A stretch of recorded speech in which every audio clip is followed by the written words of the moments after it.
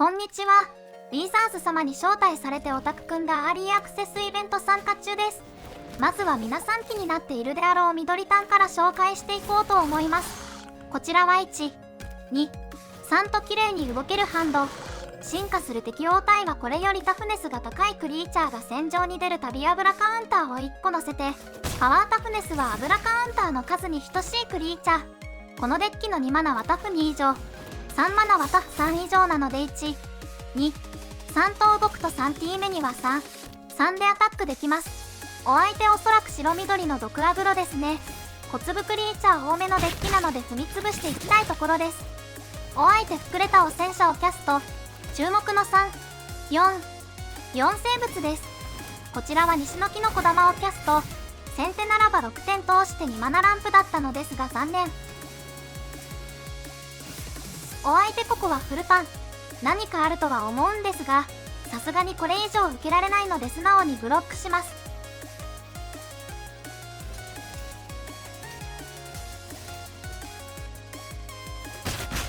5点入って残り9点と後毒4個。ちなみに今のところの感想を言うと毒殺デッキは成立しそうです。青緑型と青黒型ですね。こちらはまずウルベンワルドのキーをキャスト。1マナのクリーチャーが 4T 目に4になってるのすごくないですか？返しに2体でアタックされると負けなのでここは1体だけアタックを通して残り16点。このターンも慎重に1体だけでアタック。さらに4点入って残り12点。ラノワールの浄土語りをキャストしてターンエンドです。お相手病毒の繁殖をフラッシュバック。3毒性1トークンがさらに1体増えますが、これはウルベンワルドの能力起動で足りてそうです。全員でアタック。25点通ってこちらの勝利です。対戦ありがとうございました。対戦よろしくお願いします。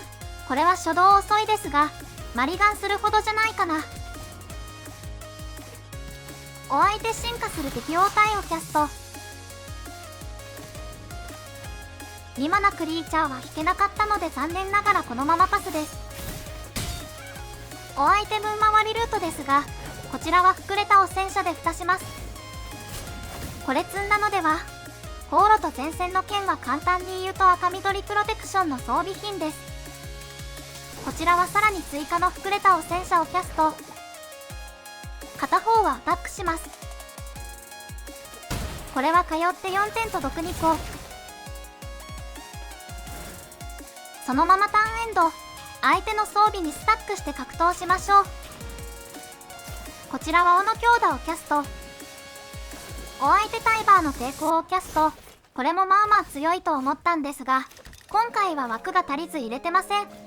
こちらは活力を汚すものをキャスト。ブロックの上から殴り勝つくらいの盤面にしていきましょう。お相手のアタックが通って2枚衝動的ドロー。さらに剣の能力で土地を追加でセット。スパイダーのオムはまずいですが、まだライフに余裕があるので耐えて育てていきましょう。秋の占い師でトップがまくれ。残念ながら斧強打キャストはできません。そのままアタックせずにターンエンドです。お相手かっこいい恐竜をキャスト。7、8速攻トランプル5法2です。お相手の溢れ出るパワー。仮に兵士デッキとかだとこれは受けるの厳しそう。こちらは追加の膨れた汚染者から。トップはまた土地止まってしまいました。剣のせいで一面は確実に止められてしまうので残りのアタックでライフを削りきれるまで育てたいところです。お相手恐竜に剣を装備させて。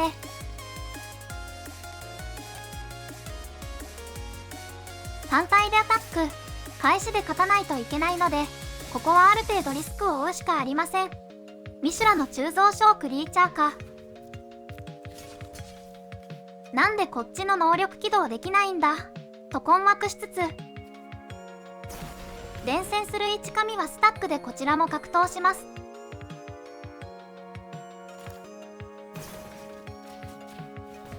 いや、緑の助作って弱いですね。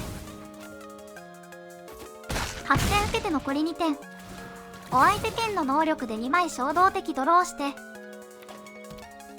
警護される腐敗層をキャスト。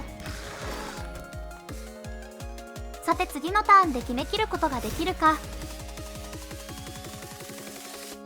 まずトップから火の占い師をキャスト。もう5マナは払えません。トップはつながりました。作れた汚染者をキャスト。さらに進化する適応体。これで届きましたね。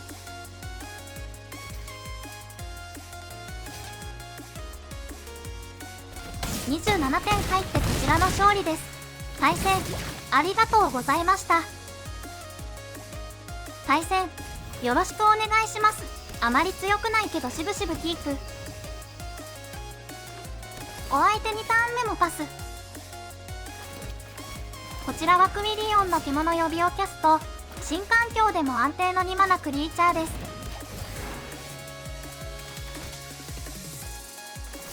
マナクリは見たら殴っていきましょう。斧強打で除去してアタックです。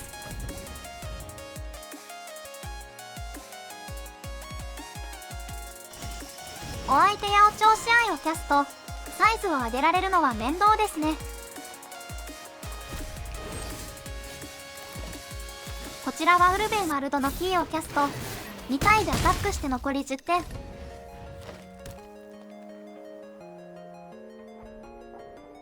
お相手ね動線の融合体をキャスト。こちらのサイズを超えられてしまいましたが、こちらは日差をファイファイでキャスト。実はマイナス1はディッチャなんですね。5マナ4点ルーズの高級ディッチャで除去して2体でアタック。サイクリングして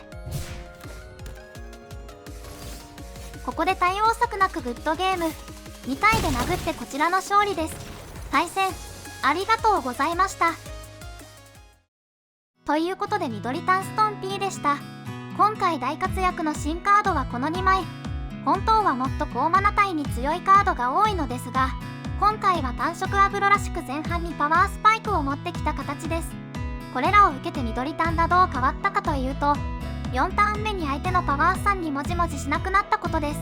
今まであまりにも多かったパワー3に対して緑タンのテーマナ帯でそれらを突破できるのはクイリーオンとウルベンワルドくらいでした。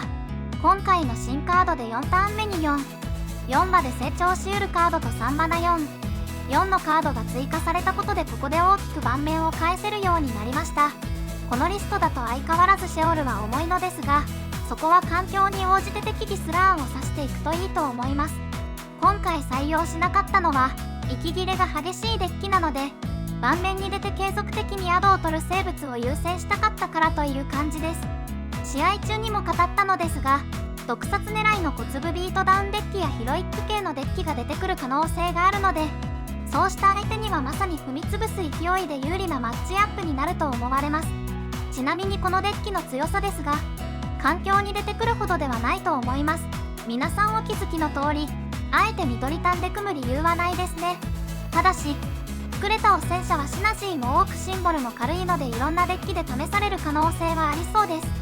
高マナ帯のかっこいい恐竜などもかなり強く感じたので、多色ミッドレンジでの採用が十分あるかもしれません。これと日差の活躍は後日上げる動画の方でご確認ください。アーシはとても気に入りました。今回の動画は以上です。新玉実装までペース上げていきますんで、どうぞよろしくお願いします。いつもコメント、いいね、高評価、広告等ありがとうございます。またチャンネル登録やフォローもよろしくお願いします。それではまた次回の動画でお会いしましょう。バイバイ。